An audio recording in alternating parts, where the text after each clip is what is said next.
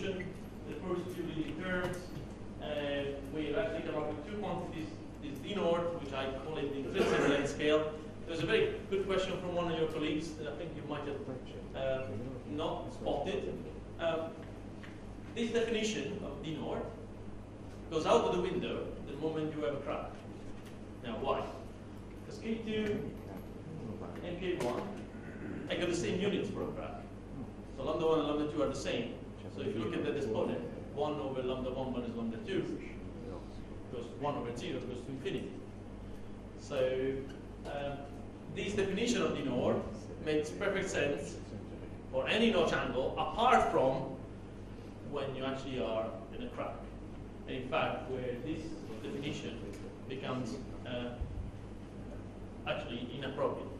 And that is the reason is that only for that angle, the two singularities are exactly the same. So lambda 1 is equal to lambda 2.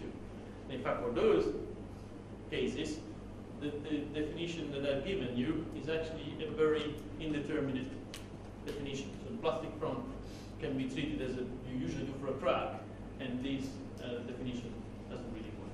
Okay? So this is just to give you, by the way, but if you go and look at the paper that I referred to, the 2001 paper, 11 paper, that one actually specifically says that there is, with a crack, you need to use an alternative approach. Okay? So having said that, let's look at this. So what we're doing here, probably this comes blurred, but what we're doing here, we're saying, okay, now we have our Williams solution defined with d naught and d naught. And we can take all the stresses defined as before, plug them into the J2 invariant, and then say, okay, when the J2 is equal to 3K squared, where K is the shear yield strength of the material, here you have plasticity. Right. And here I'm going to show you contour maps on the plastic front as a function of the two quantities. So here it is. Now it's not easy to see because the numbers are small, but look at this. So what did I tell you? I tell you that d naught tells you when you got K1 dominant so versus K2 dominant. Right? Okay, so the numbers here are the following. I'm dividing the domain x and y by d naught. Yeah? And here, x over d naught is minus 1, 1. And y over d naught is between minus 1 and 1. Okay? So, and here you can see that the plastic region looks very much like a mixed mode, if not almost mode 2. Right? Because a mode 1 region will look like this, a mode 2 region will look like this lobe has become perfectly orthogonal. Yeah, I showed you before how it looks like. Now, look at this. So, the magnitude of that plastic region depends on G naught. I told you, G naught controls the magnitude of the lobe. So what this is telling you is telling you that if my D naught, if I'm in the range which is close to D naught, yeah. So for x over D naught in the very close to 1, I very much tend to having a mode 2 dominated plastic front. But to get that, I need very large values of G naught. Yeah. So which means my plastic is turning around, but it's turning around and it corresponds to larger and larger stresses. Now let's zoom in once. So now I divide this, but I zoom in and I stop at x over d naught 0.01. So that, the process zone there, so the plastic front, what I think is the plastic front, has become much more mode 1. And if I zoom in even farther, so if I limit myself to zoom in to x over d naught 10 to the minus 4, that plastic region has become completely mode 1. Okay? So this is where I come and say, yes, d naught tells you really where K1 dominated versus K2 dominated regions are. Now, this is an intriguing finding because we know for sure then no matter what you have, basically, if you're very, very close to the notch, very, very close to the notch, and the load is low, so G naught is a small load, you have K1 dominance no matter what. Now, you might start getting K2 dominance as you go away from it. The fact is that K2 dominance comes with much larger stresses. So to get K2 dominance, G naught needs to go up, which usually means you end up having plastic regions which sometimes are so big that you exceed small scale yielding, so that you exceed one of the fundamental approximation of fracture mechanics that says for an elasticity solution to be valid, the elasticity needs to completely envelop the small plastic region that comes about near the notch or the crack. And that is one of the issues. The issue is sometimes people say, yeah, I can do a perfect mode 2 or a perfect mixed mode to this degree of mixity, being sure that my elasticity solution works. Not too sure about that. And the fact is that most of the people try to assess their mode mixity or the mode dominance. If they say, I want to do a test in mode 2, they assume that applying the load in a certain way gives a mode 2 solution. That is actually not true. That it depends very much on the state of stress at the notch that you get from the different contributions. Okay, so that's telling you dominance. And in fact, what I'm going to try to do now, I'm going to try to assess where we have K1 or K2 dominance. And I'm trying to do that as mathematically tightly as possible. It's not easy, but I'll try. So we know that a mode 2, pure mode 2 plastic front, J2 integral, looks like that. And in fact, because everything is self-similar in R, if you increase the load, all that happens is these contours grow. And in mode 2, you got the perfect dominance of mode 2, gives you a plastic front or whatever, a square root of J2 front that goes like that, and the more you increase the load, everything is similar, just increase the magnitude of those lobes. And here we've just seen that by using this formulation and using the definition of d naught, you could actually understand how you go from one mode to the other by looking at different dimensions. Okay? Okay, how do we use this information? Okay, I'm going to try to make this simple. It's not as simple as it looks. Okay, so I'm going to do a few, how do I do this? I'm going to do a few simple definitions first. So the first thing we do, and I think it's going to be needed later, so I need to do it now, because otherwise you won't understand. The first thing I do, I redefine my stress intensity factor, the generalized stress intensity factor, as this. So I have M, which is a number, which only increases or decreases the magnitude of the mode of load you're looking at. So if this is K, N can be mode 1 or mode 2. So N is either 1 or 2. M is a number that actually modulates the load. K is the shear yield strength of the material, so it's a number for the material. A, and that is where it's very important, A is the minimum length scale, that comes into your problem when you have a notch sample. So obviously, if you have a length scale, which is your d naught, you need to compare that with another length scale. Now, obviously, when you assess small scale yielding or dominance of one solution versus the other, you need to refer to a critical length scale within your specimen. A is the smallest length scale in your specimen. Okay? And then just 1 minus lambda 1 or minus lambda 2, and Sn is our modified version of Kn. So if you know Kn, you can find Sn, where Sn is going to be now our generalized stress intensity factor, but specific to the samples we're looking at, because now we have A, which is a dimension of the sample, in it. Now, if you use this definition for S and which is very simply linked to k, you can come up with this quantity, j naught over k, which is this, and you can define now what I wanted to do, which is a ratio between d naught, the intrinsic length scale of the solution, and a, which is a length scale in your specimen. And that turns out to be just a ratio of this new definition of stress intensity factor, S2 over S1. You don't need to go in depth of all the maths and understand it. All you need to know is that this new definition allows me to compare d naught, which is an intrinsic length scale of the solution, with a real length scale, which is in your sample. Okay? So bear that in mind for the time being. This is a bit of maths and nothing else. But the idea is that you can still write your stress field as a function of S rather than as a function of K. And therefore, you can still plot your plastic front as a square root of J2 and looking at when square root of J2 is equal to square root of 3K.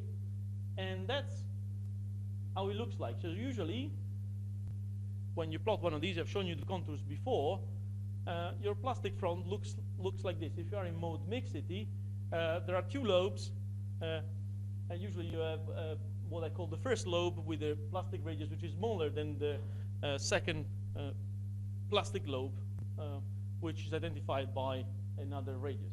So here, I'm now saying if I have a plastic lobe, and this is my plastic lobe, I can have, because I've got two lobes, I need two measures of how big this plastic front is. And I define RP1 as the biggest length into the first lobe, and RP2 as the biggest length in the second lobe. Just keep that in your mind, because it will come later.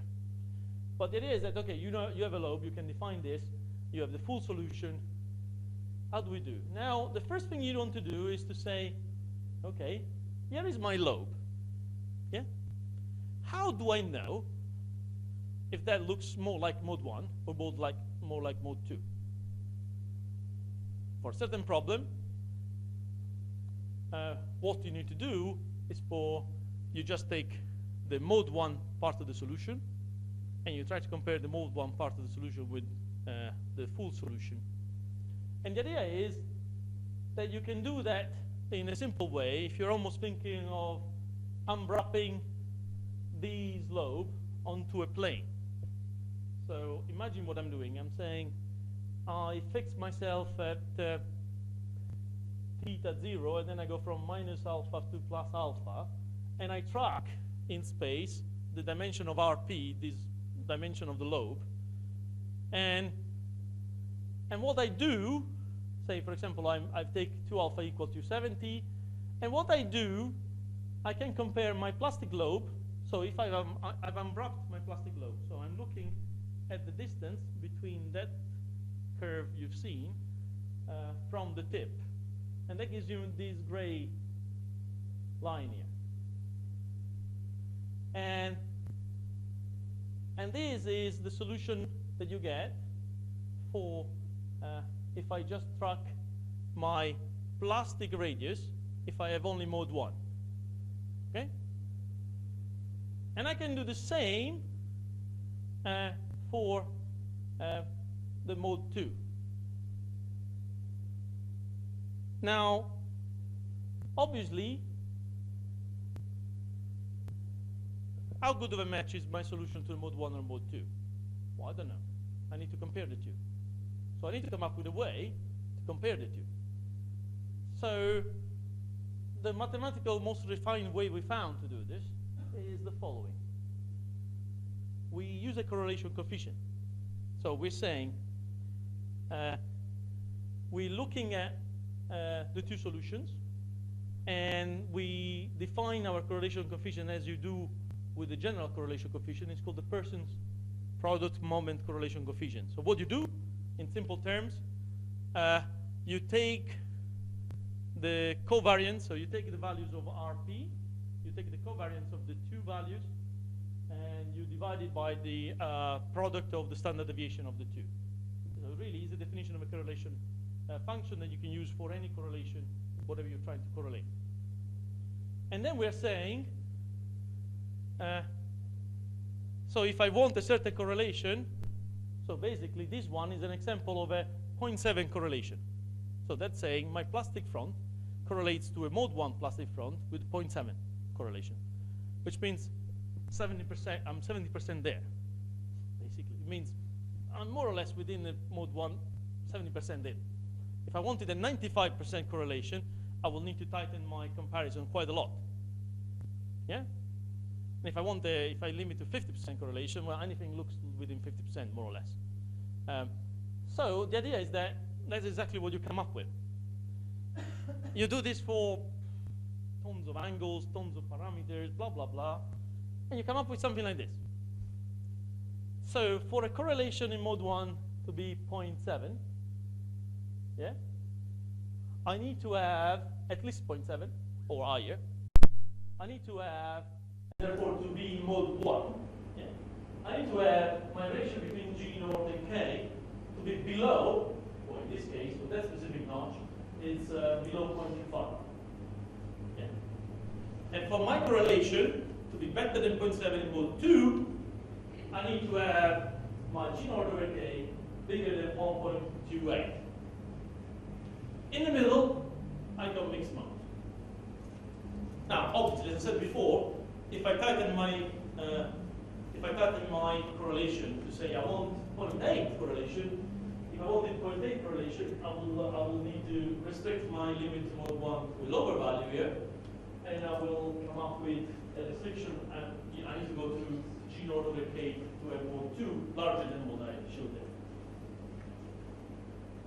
And that is the only one way to do this, because ultimately it's arbitrary. In a way, you're following envelopes in space, and then the way you define the correlation between those envelopes, it's almost up to you.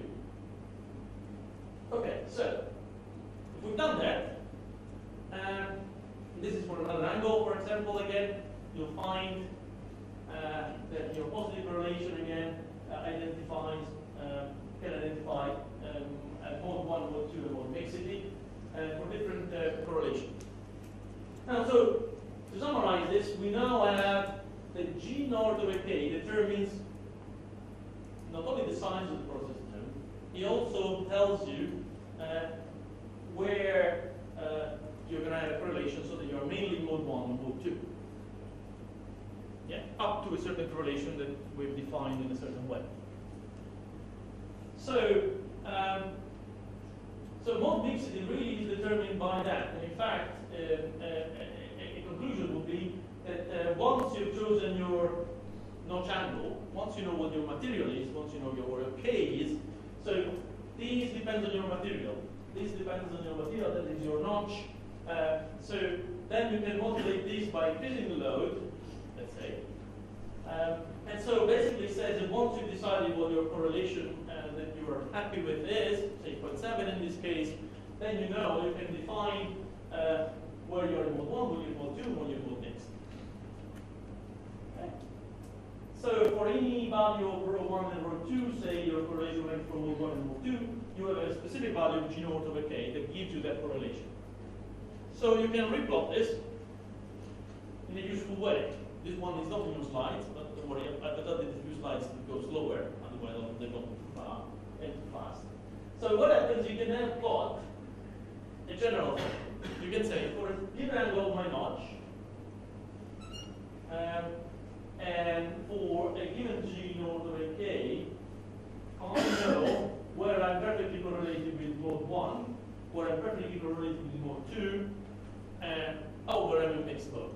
In fact, here I'm showing you, as you expect, that if I restrict my correlation to say 95%, I have that my mode 1 zone becomes smaller, and my mode 2 becomes smaller, and I'm much more in mixed mode. Yeah? So if I don't restrict myself to say match within 95%, but match within 70%, my mode 1 zone matching increases, and my mode 2 increases as well in terms of and the mixed mode region decreases. But again, this is partly arbitrary because it depends on how I define the correlation. And I'm not hiding that, I'm just saying that's what it is. If you find a better correlation, you're welcome. Come and see me. Now, So now, if you know what your G0 is, if you know what your angle is, and you define your correlation that you're happy with, you can decide if your specimen is in either mode 1, mode 2, or mode mixed. Now, how does that translate? So that plot that you've seen before is a very useful plot, but has got no idea yet of the dimension of the specimen that you're looking at. So to make this plot more meaningful, we need to do something a bit more refined. So what we're going to do, we're going to try to plot this instead of G naught over K angle space, we're going to try to plot these in K1, K2 space. Instead of using K1, K2, we're using S1, S2, which are redefined stress intensity factors. I remind you that's the definition. And because I can change the strength, I sort of can modulate my mode 1 and mode 2 characteristics. And because G naught is a function of these two, whatever I had done in terms of G naught over K in the previous plot translates into this plot almost automatically. Now it turns out, without doing too much maths, it turns out that in this plot, K1, you can imagine this being a K1, K2 plot, mode 1 dominance is at the bottom, as we expect, that modulated mode 1.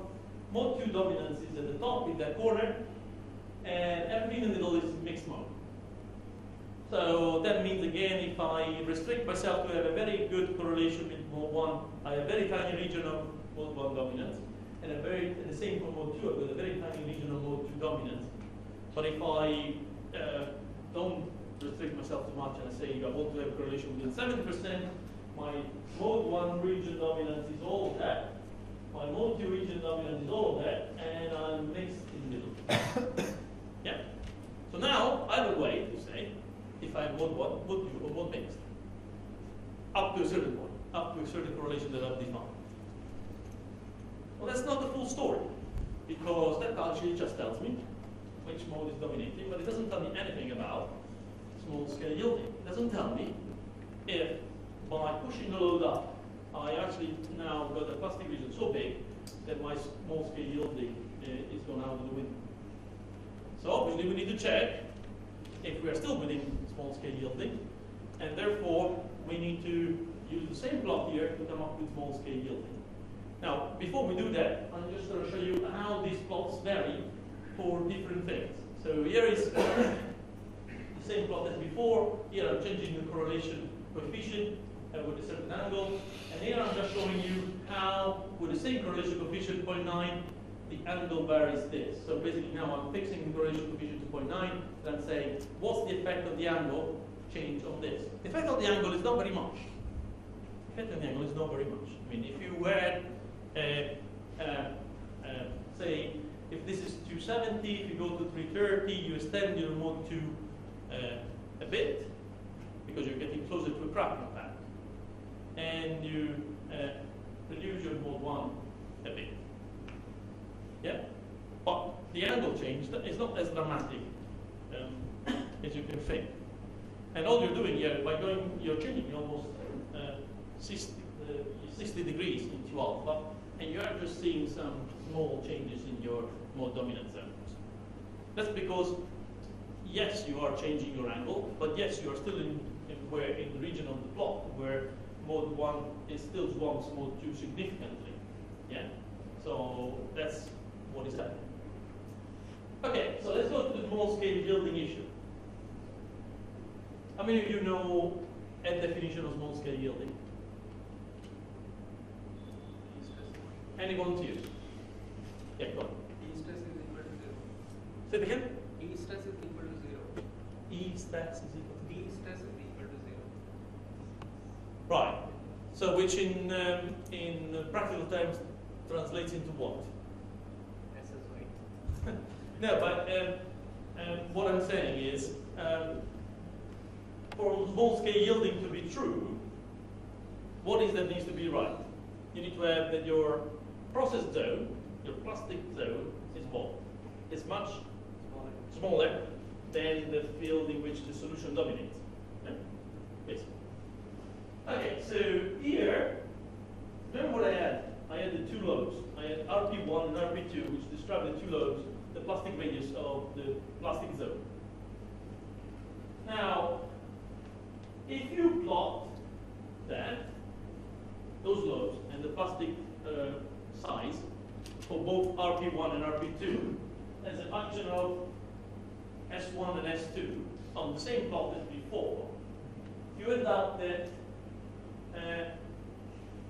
if you now compare, then the way to say if you're in small scale yielding or not is to compare the plastic radius with the smallest size of dimension on your length of the material, because you know that if that size is comparable to the length of your material, most of your solution is plastic, and therefore your elasticity goes out the window. Yeah. So in first approximation, you can think of comparing RP1 and RP2 with A, which is the smallest length scale in your specimen, because that ratio is somewhat telling you how good you are in small scale yielding. And therefore, let's say if I plot RP1 divided by A and I fix that ratio to be 10%, I want RP to be limited to be 10% of A, I get a plot. Now if I do the same with RP2, I get another plot. So this is RP1 and this is RP2. Now to be conservative, I take the inner envelope to say, okay, for me to be within the 10% approximation of this ratio in the entire notch radius, I just take these envelopes. So this envelope for me is an indication of small scale yielding. And obviously that envelope depends on what I define that ratio to be. So if it's 10%, I get that, but if it's 1%, 5%, 15%, I get that envelope shrinks or expands. So that's what that means. So if I take an angle 12 at 300 degrees, and I now take RP max over A, so the envelope, the best envelope of that system to be 1%, 5%, 10%, 15%, I have obviously my small scale yield increasing, region increasing, with increasing tolerance I give. So if I really want to make sure that I am within the small scale yielding limit, and I say I really want to be restricted to 1% of the minimum length scale of my specimen, and that is my criterion, I end up with small scale yielding applying only in this region. But obviously if I relax that to 5% or 10%, the region I welcome for my solution is a bit larger. Okay, so now we've got all the ingredients. We know P1 and P2 dominant, and on the same plot, we know when we satisfy small scale yielding or not. So all we need to do now, and this is all done on a very simple violation of von Mises criterion. So all I'm doing is contours of J2 square root and check when they get to square root of 3k. Now, all I need to do now is to understand what all the available notch tests done in the world, how they fit in this plot. So what we did, we took all the examples that we found around, and we started trying to, for example, understand how to compare the notch strength in this system with the minimum length scale that we found in the specimen. Before we do that, we need to find, and obviously, this is just by the way, so this is what happens if you have a certain angle and a certain restriction on the small scale yielding. Now, if you fix yourself to be, say, 10% of the small scale yielding, and you change your angle, again, what you see here, you see that there's not much effect in the envelope on mode 1, but there's a very much effect on the curve on mode 2. And that's again to be expected because mode 2 is changing the singularity quite dramatically in that range, while mode 1 is not changing very much. It's very close to minus 0.45. Yeah. Now, having done all this calculation, I think the next thing to do is to say, okay, yeah, but now anything done in literature has a certain geometry. So now we just picked everything that was in literature and we said, okay, which one are the best one we're going to try to match? So there are some experiments for Ayatollah on discs with rhomboidal shapes in there. There are some notches with different sizes and shapes. There are some double notches. There are some very simple tensile tests with other critical dimensions in there. There are some notches applied with bending applied as well as normal load. And the idea is, for each of these, before we can actually put it into our plot, we need to find out what the mode 2 K1, the mode 1 K is and mode 2 K is. So we need to find K1 and K2 before we can actually do anything to put these results into our plots. And obviously the first thing we need to do is define A. So we need to define what is the smallest length scale that we're going to go and use for our plot, because that is going to compare to our K dominance dimension. So here for each of them we define A based on whatever was the symmetry of the system. We have either A or 2A, but each of them is a definition of A coming from looking at the geometry, looking at the symmetry of the specimen, and then we know what A is. So A is defined the moment we look at the notch. Now, K1 and K2, you need to find K1 and K2 to get S1 and S2. How do we find K? It's a very simple process to find K. So say you have a specimen, and say you have, I'll take Dunn's specimen from 1997, because it's a simple one, but you need to do an operation like this for all of them. So say I take that, and in order to find K1 and K2, all I need to do is perform a simple elastic analysis and say, okay, I apply the load to the system, and all I do, I take a very simple elastic solution of the finite element, for example, and I look at the stress field along the bisector of that notch. It's an operation you can do literally in half an hour on your computer if you have a package, finite element package. And then what you do, you look at the stresses. So you look at the first component of stress. So because you're looking around here, sigma theta theta will be the component of stress which goes orthogonal to this line, and sigma r theta is the shear component, right? So you take those two components and say, okay, if I divide that component by r to the lambda minus 1, or multiply by r to 1 minus lambda, I get that close to the notch. So if I approach my notch, that will become a constant, because I know that the shape of my solution will have to go to that singularity. So I take that and then I extrapolate the value, that's K1. Okay.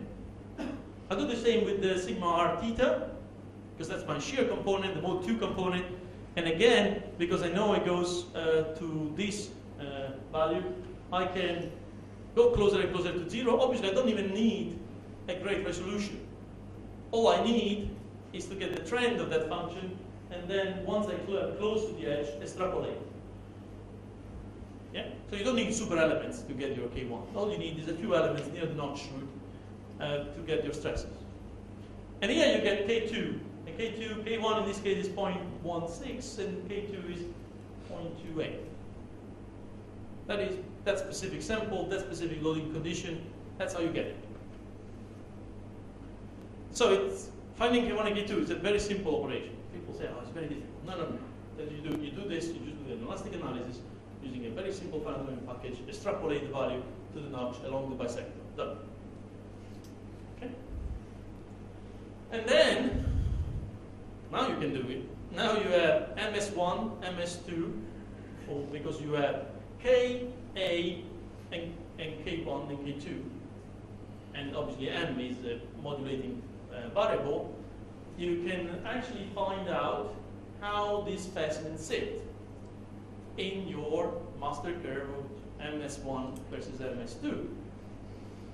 Now, some of these people decided to say, all we're doing is very much either mixed mode or exactly mode 2.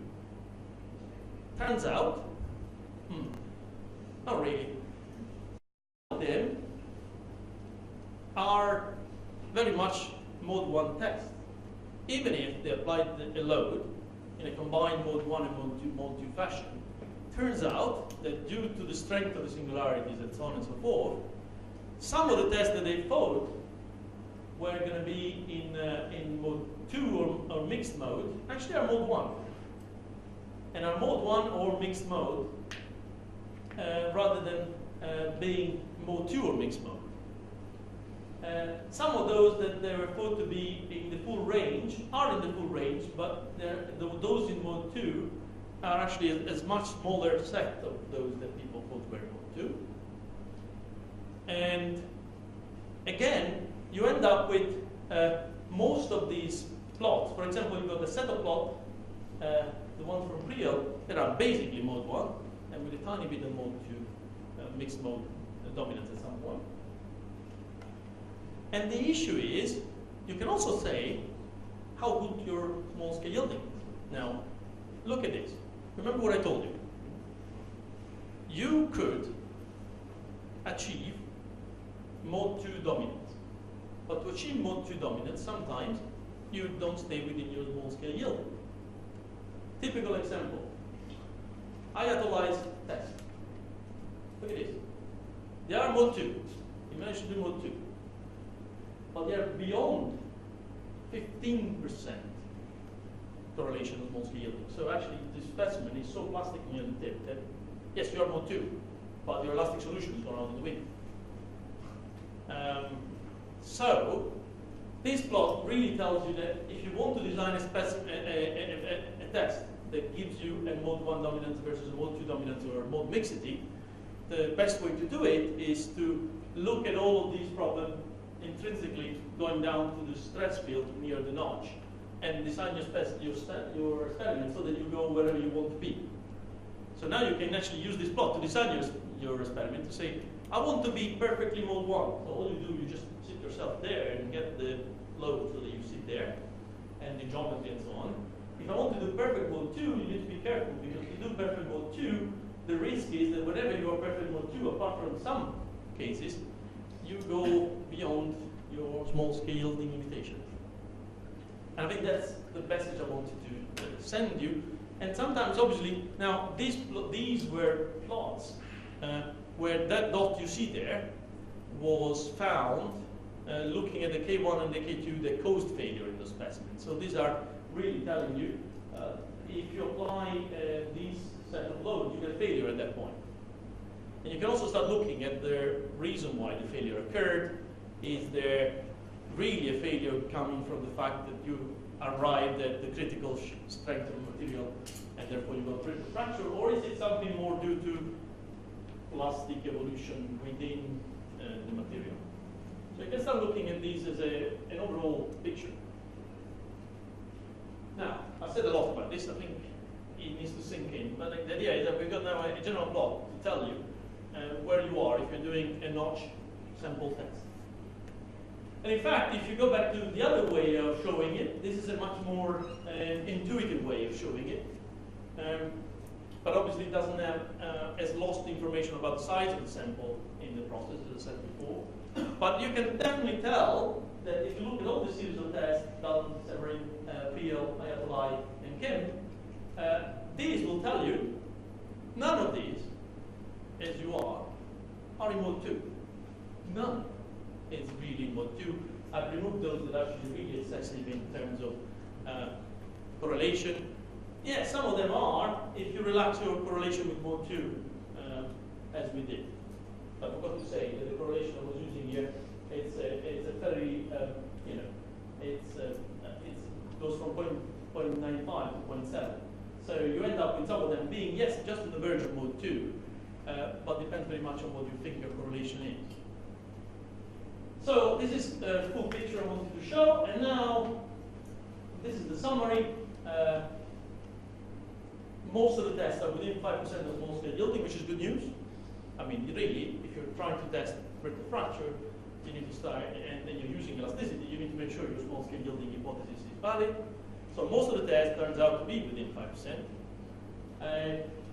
For big corners, you get, usually it's mainly mode 1. So because these tests were different geometries, I haven't said much about it, but it turns out that for alpha 12 less than 290, you basically have mainly mode 1, or mildly mixed mode. For alpha, which are more acute, so when you're going much closer to a crack, then you end up to have usually mixed mode and sometimes mode 2. But basically, according to our analysis, this matched exactly what we were expecting. And to conclude on this part, you have, by doing this analysis, you've got a very rapid method to assess mode mixity. You can understand the likelihood of failure by looking at where you are compared to your critical strength. You can link these fields, which I haven't done in this presentation, to failure criteria if you wanted to. And actually, all of these can be extended. All of these, so far, I've just talked about the first two terms, and it's already difficult. But if you really wanted to, you could add the T-stress, you could add the other bounded term that come into the solution, you can add residual stresses if you want, anything. The point is, the more you add, the more complex the picture becomes. And then obviously you just require a very simple elastic finite element to assess your specimen. All you need to do is to find the stress intensity factor. And obviously the other thing that I haven't shown you, but I've done quite a lot of work on, is if you have none of this geometry really is sharp. Yeah, you assume it notches like this, and it's perfectly sharp, never. You're never going to have a perfect sharp notch. You're going to have a radius, and that radius can be incorporated into the solution by doing extra analysis in your approximation. Your first function can incorporate the effect of the radius. And if you want to know how it's done, I can tell you. Right? So, this is what we start. But we haven't said much about contact yet. And I started saying, oh, it's all about contact. Now, that's what we're going to do now. In the remaining time, half an hour, I'm going to cram in as much as I can. Okay, so, let's go back to this problem. So what we said at the beginning, I said, my PhD started by saying, I want to study this. And then I diverged into a realm of understanding notch fatigue and fraction. But let's go back to this. Now, if I know what I know about notches, can I use that knowledge to study this? And that's the idea. The idea is that if I know what happens at this corner, for what I said before, if that corner was perfectly stuck to the other material, and I'm transmitting load perfectly, there's no slip, nothing. That is a notch. To what effect? The state of stress around that tip is the same as the notch. And the idea is, okay, so if I know that, I can probably come up with some analysis which are similar. But also, if I know how to scale this stress field here to field here, I can do a much simpler test than that. But I know that what I'm doing is representative of the state of stress in the prototype. So my simple 1D test with two paths sliding over a sample will definitely can be scaled to this using the same asymptotic solutions. But I just need to make sure that K1 and K2 are the same for the two problems. That's what I need to do. So I'm going to start with a very simple example just to show you how complicated things could be. But I want to start with this to give you the basics. So, obviously, let's say I have a cantilever. I have a cantilever, and this cantilever is clamped between two places. And in reality, I have an interface here and an interface there.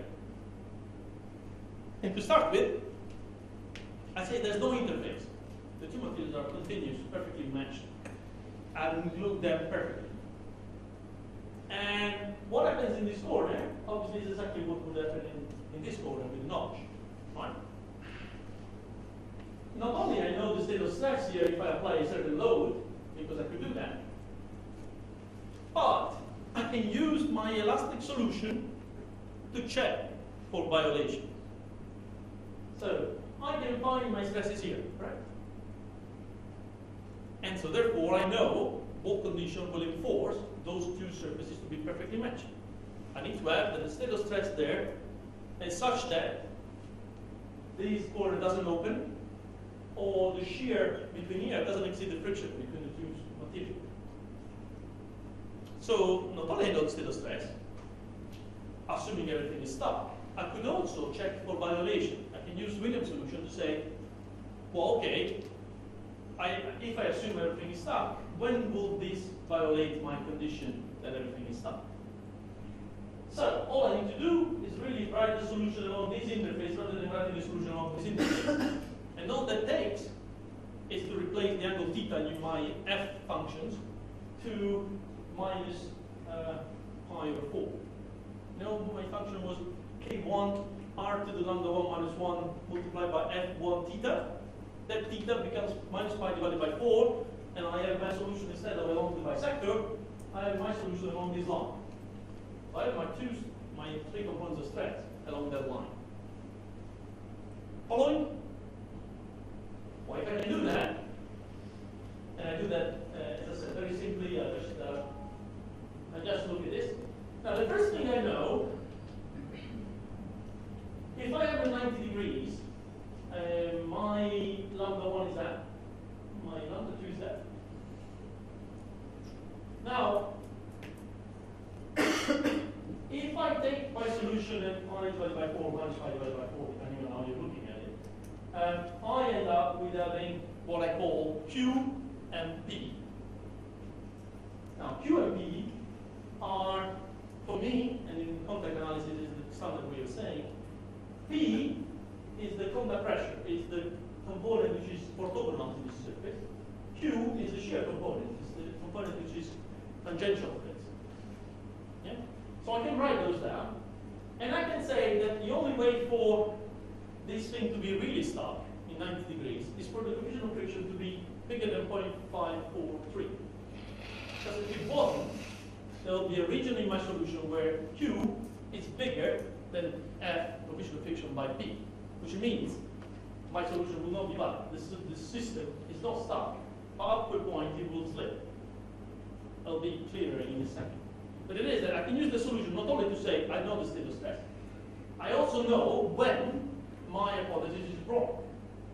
So, in very simple terms, in order for addition to the rule to be valid, and therefore Williams solution to apply perfectly to my problem, I need to have K1 less than 0, which means my pressure is such that it's always positive, so I'm always in contact.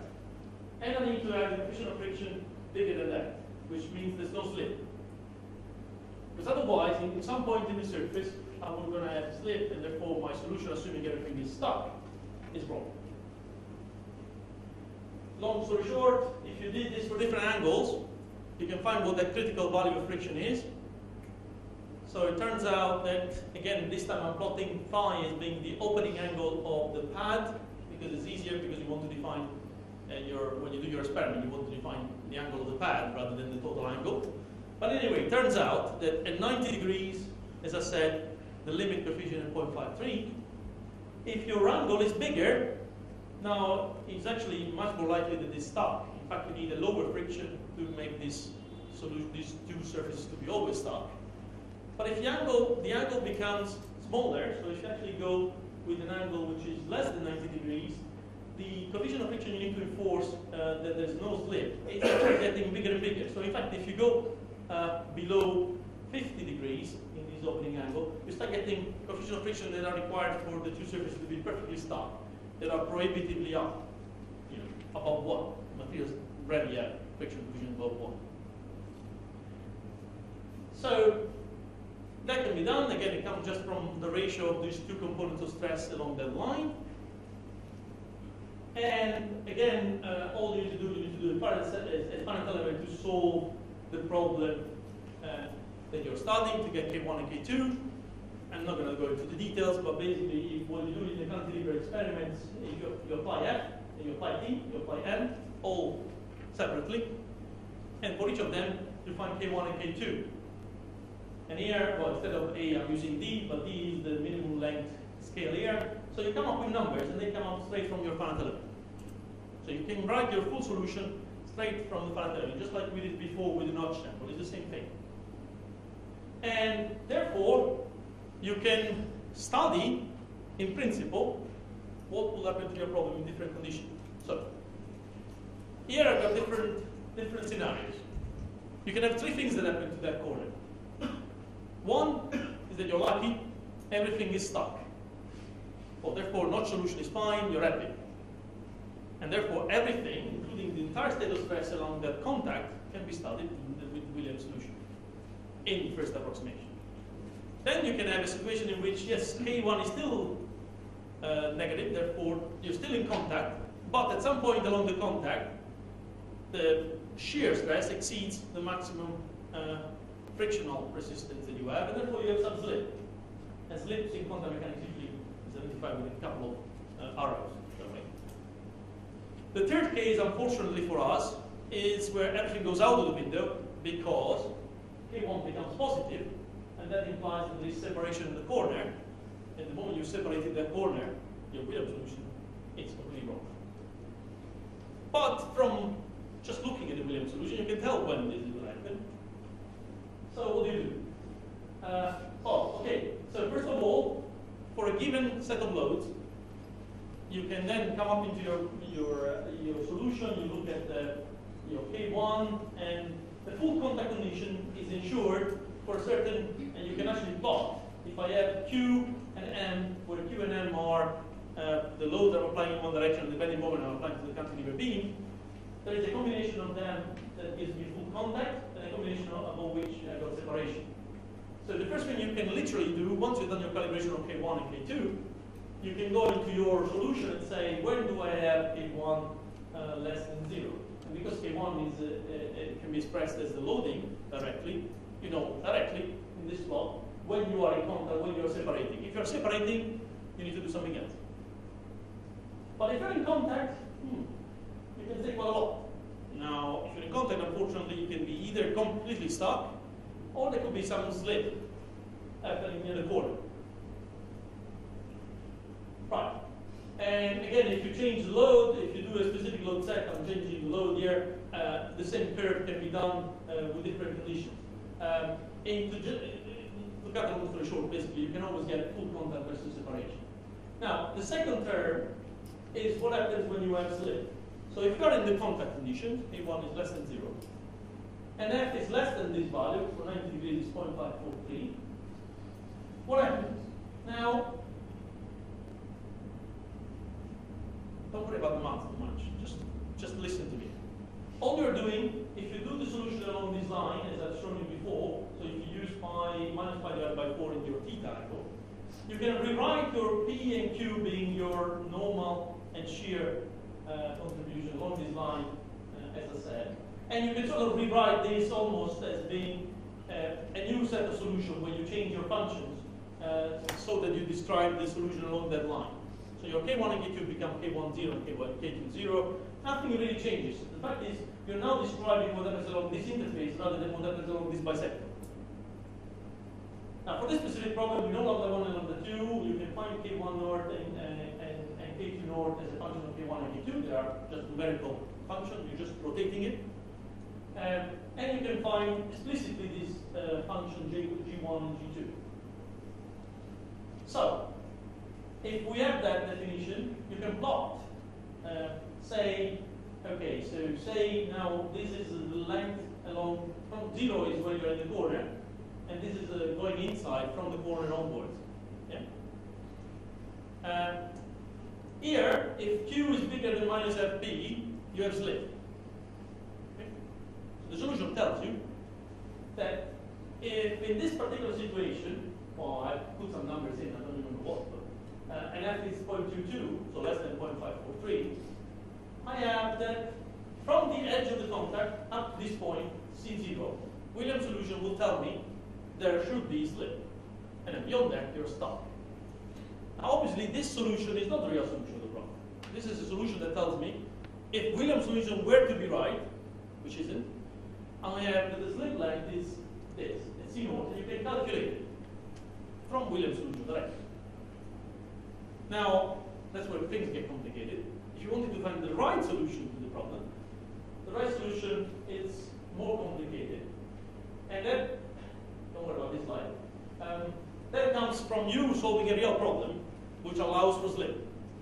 Now, there are lots of mathematical formulations that allow to put slip in the system. We use one of them, which is the one where you actually apply dislocations along the line to allow for slip to be enforced. Long story short, difficult maths, but all that turns out is that the real slip is bigger than the slip implied by William. In this condition, it's by a factor of 2.4. So if you solve the full problem, all that is telling you, if you use William's solution, you're underestimating the slip area by a certain amount. To get the real slip area, you need to solve a much more complex problem. Full stop. Okay? I'm not going to go into maths. It's too much and we don't have time. Now, Same thing happens. Okay, calibration is found, blah, blah, blah. Now, one thing I wanted to say is that certainly, obviously, the amount of slip and how much the system slips depends very much on the friction. So if you go back to friction almost being 0.54, 3, the amount of slip is very tiny. In fact, at 4.5, the solution says, I've got a tiny slip. But if the friction is much lower, the solution, the area for which you got slip, depending on the load, is bigger. And you can get sort of very large slip areas after a while. I don't want to spend too much time on this, otherwise we miss the bits and pieces that are important. If you have this condition K1 bigger than 0, you can also estimate how big your separation is from Williams solution, because you can check when the violation is found. I'm not going to go into the details, but basically, you see here where your P gets negative. So you do the same plot Q, you plot P, where P gets negative means you got separation. So Williams solution in principle tells you also the region over which you might get separation. It turns out that that also is an underestimate of what the real area of separation is. Fact is, look at this. If this is the slip region, which usually is small, the separation region is tiny. So to all practical problems, it turns out that unless you've got really a K1 very negative, very positive, sorry, you end up with a separation area which is tiny. Therefore, you don't need to solve the separation problem explicitly. You can always assume that within your process area, the separation is tiny. And that can be done explicitly with the maths. You need to add more dislocation, and it gets complicated. Don't worry about it. But you can solve the full problem. You can check all of these. Fact is, I've just told you how, for a contact problem, you can apply Williams solution. And therefore, for a very simple problem like this, you've got a quantum deliver, you can do some experiments and plot them in exactly the same plot that I used for Williams solution. Now, there is an issue. The issue is K1 being positive means you've got separation. Yeah? And therefore, the only thing that are valid in the solution for a contact problem is where K1 is negative. Within the region in which K1 is negative, you have a region which will be mode 1 dominated here. Will be a mixed mode region here. Mode 2 region is very tiny, it's just around here. And you can also check for violation of small scale yielding. So for those specific tests we did on the cantilever beam, what we found out was we were cycling, so we were applying cyclically a load on the cantilever. We were doing this on the cantilever. And what happens is that as we were doing this, we were going from this region to this region. So we were actually literally going along this line. Now what turns out is that where we actually, in a certain corner, we were mainly mode 1 loading, where we were loading in one direction, but we were separating when we were loading out. And so therefore, but the amount of opening, as it says here, was very moderate. The amount of opening was very, very tiny. So in some approximation, we could just say, okay, most of the work done to get failure is done in mode 1 when we load up. And the rest is basically almost separating, and it doesn't contribute much to the fatigue loading. So you can start understanding how fatigue and cracks happen if you keep loading that cantilever. Now, things get even more complicated, but the idea is this gives you a very, very useful tool to explain fatigue in these problems. Because usually what people do say, okay, well, because all I'm doing, I'm changing the clamping load or I'm changing the cantilever load. To get fatigue failure, I think that I just plot the range of stresses that come from my load versus number of cycles. And you can be right, you can be effective, so these specimens have not failed, this specimen has failed. But this is only valid for one configuration. As in, you change your dimension of the cantilever, you change your material of the cantilever, these tests are useless. But if you plot that as a function of the variation of the K1 parameter, and you actually you come up with a limit of fatigue for K1, that result all of a sudden becomes useful for any geometry as long as you relate everything to K1 and K2. So this number here is a much more useful number than that number there. Because that number there is geometry specific. That number there isn't. But this one is general. That's how you can use your knowledge. Now, where are we? How much time do we have? I've got an entire set of slides to show, and we are 15 minutes again. We'll take up an hour. Do you mind staying for another 15 minutes after we finish? Fine. Okay, so I'm going to go very quickly through this because I'm going to show you how all this notch solution gets very complicated the moment you start applying a varying load.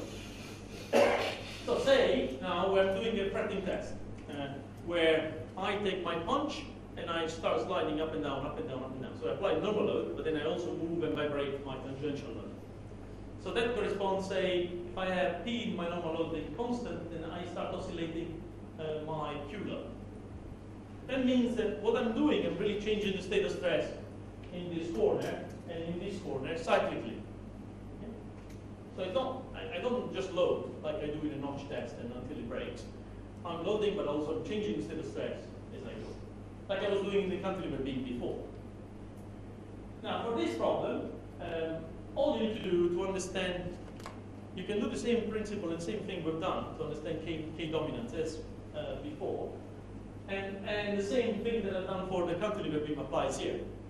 So my square-ended punch is the same as my notch. You know where K1 domination and K2 domination applies.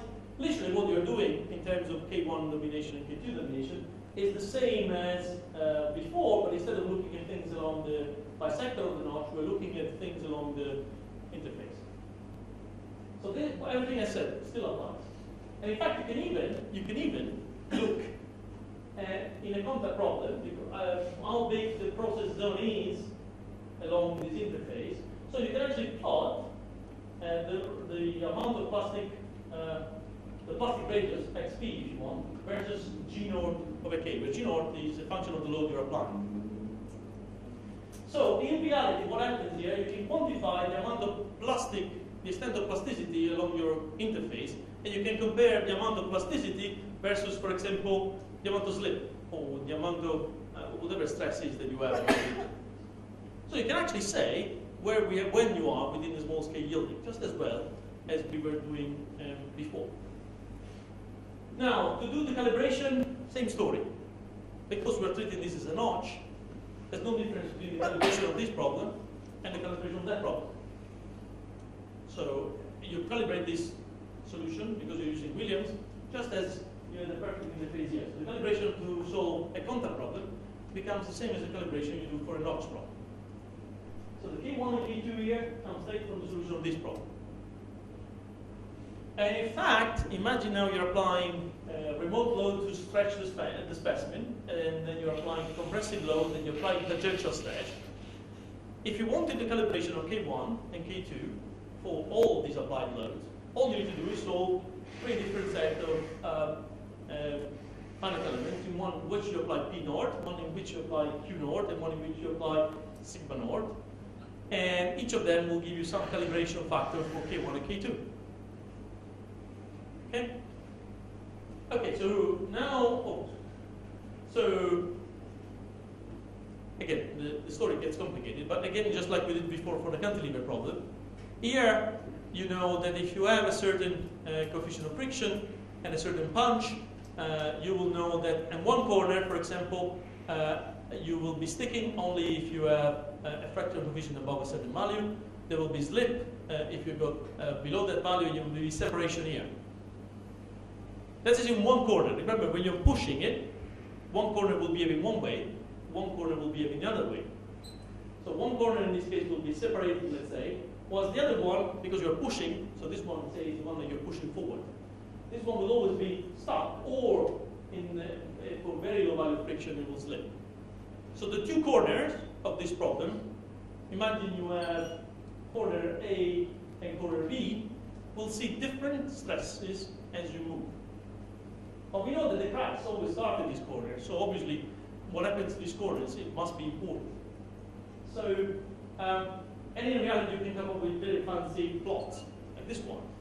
So you can come up with fancy plots saying, I know exactly what happens if I compare my ratio between Q and P, Q being the tangential load and P being the normal load, at any point within my contact. So you can come up with maps which are very complex.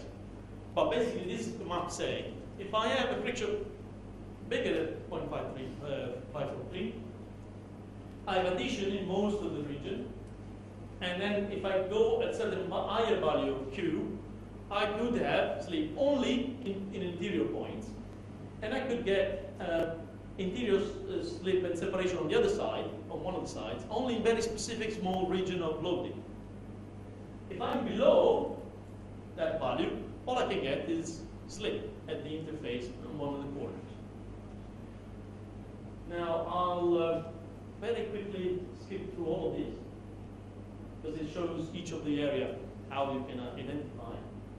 And then the idea is that if you're doing a test, like this one, so I've got a pad with a certain angle, all you need to do is a very nice solution of the problem to get your stress intensities, and then study the two corners separately. So you can actually now look at the two corners individually and say, okay, what is that makes the crack start there or there? And to do that, basically all you're doing, you're saying, okay, I have a K1 regional dominance, I got a K2 regional dominance outside there. And for each of these, I can actually back out K1 and K2. I call them K1A and K1B because they are on different corners. But for both of them, I can plot the results that I get, or the load that I'm applying, on the same MS1, MS2 plot that I showed you for a notch. And here, you straight away see this. You see that no matter what we were doing with this test were designed to get a fretting failure. And the fretting failure we got were none of those we expected.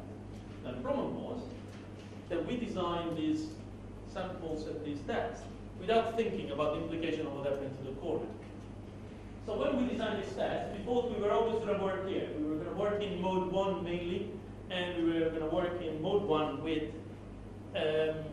within the small scale yielding. We did. So as in when we were thinking about applying load in one direction and then applying load in the other direction, we never thought about how these changes in load were going to affect our spanning of the load or the stresses in this diagram. So what happened here is that they were designed to be here, and they were, so when we were applying load forward, all the stresses were in this region. But when we were applying the stresses backward, we ended up with either moderate opening and just outside the small scale yielding, or with quite a lot of opening and very outside the small scale yielding in some tests. So some of the results we got here that we were supposed to give us some fretting failures that we expected within a certain small scale yielding rules and asymptotic assumptions didn't. In fact, some of these tests give very premature failures, probably given the fact that we were pushing some of them in the plastic domain quite a lot. And this is how we actually started thinking about improving this and studying this system using these plots. So when we did this test, we did these plots. When we reanalyzed this test with these plots, we just realized what went wrong. Okay. Now, I got another short session. I've said what happens to complete contacts, and I told you now you can study complete contact problems, those that got very sharp contacts, using asymptotics. Now, what happens if you don't have sharp corners? So there is the entire range of problems where you have incomplete contacts, where the stress is non-singular. No matter what you're doing, the pressure goes to zero at the edge of the contact. So you're bound to have slip. There's no way you can describe that with a singular solution as Williams. So in fact, when you look at a problem, so say this is a cylinder, and you put the cylinder on a plane. You put the cylinder on a plane, and what happens in the cylinder? Well, you start having contact, the contact basically gets flat, and in this corner, the pressure looks like this. So you're at zero and it increases. So the typical solution to the problem is a parabola. The pressure looks like a parabola. Now, and the shear is always looking like this. So the shear is such that you slip up to a point, and then there is a region which is stuck. So this is a set of problems which is completely different from Williams' problem. But it has an asymptotic solution. And I derived it in my PhD. And that's what it is. It means instead of writing it as a singular field, you write it as a bounded field. Instead of being 1 over square root of the distance from the edge, it turns out to be by the square root of the distance from the edge. So it turns out that if you look at the state of space around that point, you can come up with an asymptotic expansion. The expansion is completely different from Williams' expansion, but it's an expansion. So, and this expansion, I'm going to show you later what it gives, but actually allows you to do the same thing we've done with the complete contact, with incomplete contact. And the idea is that these allow you to, say, study these problems. So, as I said before, and this is a very graphical way to show it, in a bladed disc contact, the pressure distribution looks like this. So, both at this corner where the crack starts, and at this corner where the crack might start as well, you have 0 pressures. The same happens with this flat and rounded sample, which is the equivalent to the sharp ending that we use. And the same happens with the cylinder on a half plane. The pressure always goes to 0 there. And if you apply shear, the shear traction looks like the purple thing there. And usually what happens, because you're not sliding very much, you're not applying a lot of load tangentially here, usually load comes from oscillating, and therefore it's very tiny. You end up with a region which is stuck here, and the region where the slip is. And the slip is concentrated near the corner. Believe me, that's the way it is. You end up with, most of the time, the Q basically oscillates a tiny bit. By definition, fretting comes from very tiny oscillation on the load tangentially. And therefore, if you look at that corner, it turns out that all these corners look exactly the same. So if you come up with an asymptotic expansion, they capture the pressure that varies like this. So the pressure needs to have a slope up, which turns out to be square root function of the length from the corner. And you can come up with a description of the shear traction which has a certain distribution up to the slip, up to the stick point, and then a different distribution after it's stuck. Then you're onto something. You have an asymptotic solution you can use for different problems. How do I get that? I get that by doing something very simple. I said, I know the solution for a cylinder on a plate. Okay? If I apply a normal force, that's what I get. I go from applying, I got the contact area, my contact area is 2A. Fine. And I know the pressure distribution.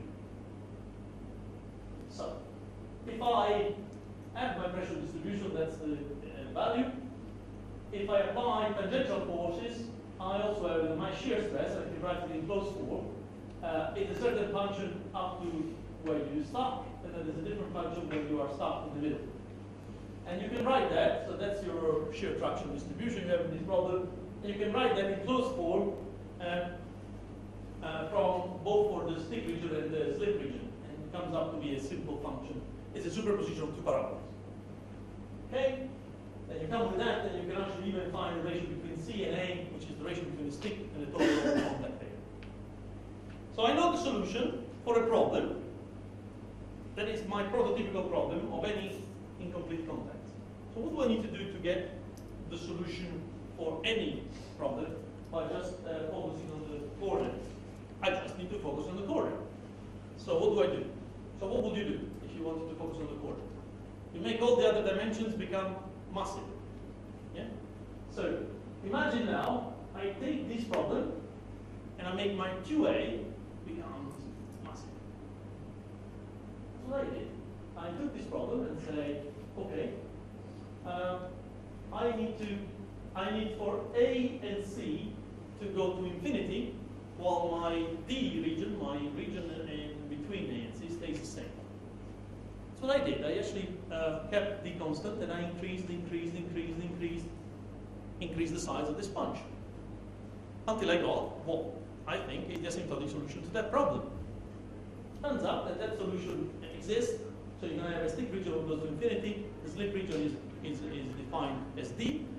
You only have one length scale, remember, just like you have in Williams' solution. You just have one length scale. This length scale now is your slip region. And by chance, turns out that I have an expression for P and an expression for Q, which are very simple and can be found.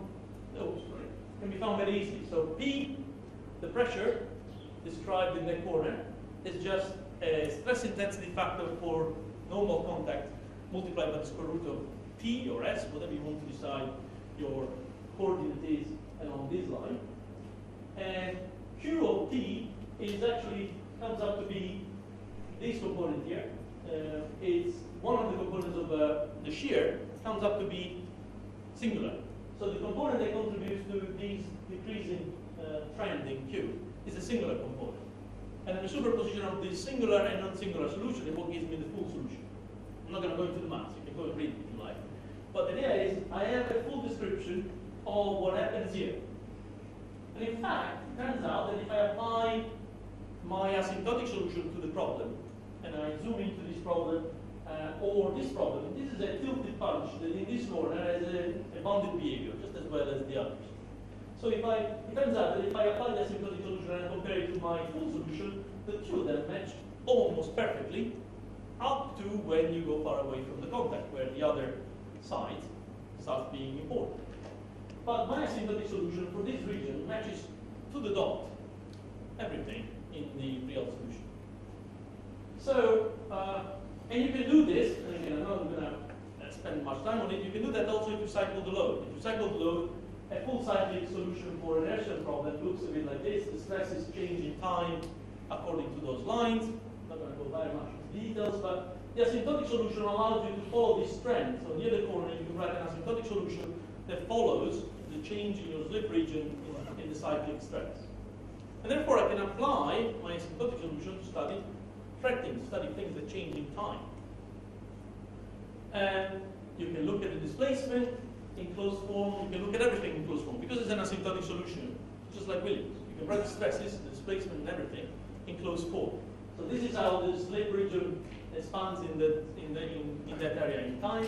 Don't worry about what it means, but the idea is that actually, if you look at the point in contact here, if you are slipping, you can find both the traction, the shear traction, and the displacement at that point, at any point within the slip region. And therefore, you can compute this integral which tells you the energy that you're dissipating in that point. And in the asymptote, that means you can actually write the energy that goes into the contact, and therefore you can think is responsible for either the cracked nucleate or for wear of the surfaces.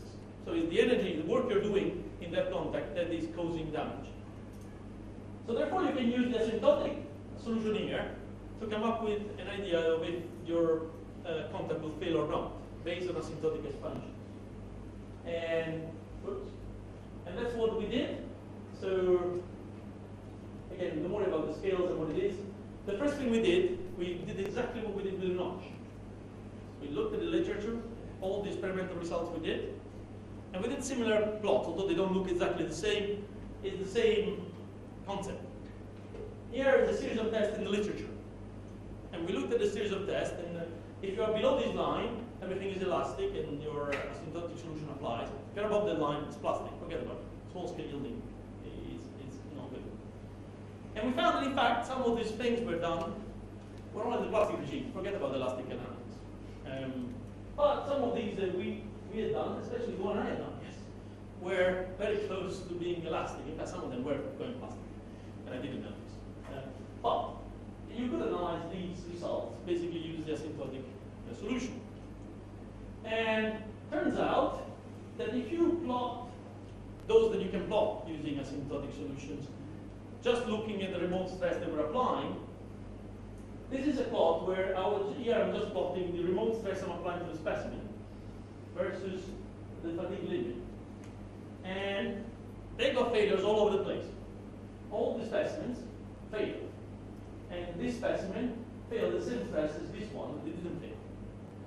And the same happened for many of them. So these guys, just by changing the contact area, they managed to change the failure. But obviously the stress in itself is not capable of capturing failure in fretting. Stress in itself is very good at capturing failures in normal fatigue samples, but not when you've got a contact interface.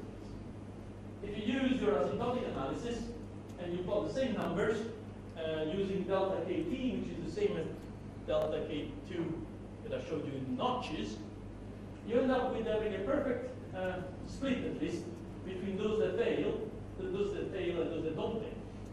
So the asymptotic analysis allows you to separate from those that fail and those that don't fail, with some exception, maybe this one. But actually, you can come up almost saying you've got a limit on delta k, so on the asymptotic stress intensity factor, that is responsible for your specimen to fail. You can almost say, instead of defining a threatening fatigue limit, you define a delta k threshold coming from your asymptotic assumption. So it becomes very powerful. You do nothing. You do a few back-of-the-envelope calculation and say, would my specimen fail or not? Well, according to this, if you're there, it will fail. If you're there, it won't.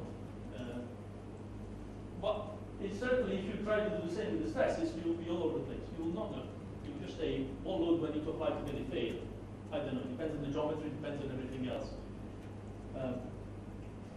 And the last thing I'm going to show is that then you can apply this analysis to this problem. How do you do that? Oh yeah, you just look at this and say, all I'm interested in is that problem, right? So you do a sub-analysis of a full, you can be even 3D. This is 2D to make life simple. You do a 2D sub-models and you look at the state of stress just around that corner. You extract the stress intensity, assuming everything is stuck, if you like. And here is your distal blade, and here is where we expect the track to stop. Right? So here is the stress field that I get from the finite element. And here is, I define Kn and Kt from a very coarse numerical solution. And here is, I approximate that as being just the flat with a rounded. And here is my solution that I get from the asymptotes. They match spot on up to a certain depth, where I know anyway that I'm going far away from where my asymptotic bounded solution works, because I don't have the extra terms. I have forgotten all the terms that are away from the border. And that means that if I have replicated an experiment where I have this radius such that, at the load such that the state of stress is the same, it's almost impossible for me to miss the track inflation procedure that goes on into the real blade. So I have a way to actually go from what I said at the beginning, from the real prototype down to a much simpler test, but I know how to do the test. I know what I need to prescribe to the test so that the state of stress there is the same. And if I believe that the state of stress is responsible for the failures, I actually have a way to match one-to-one the samples in different geometry, in different scale. And that means that I'm done, and you can ask as many questions as you like. Good, thank you.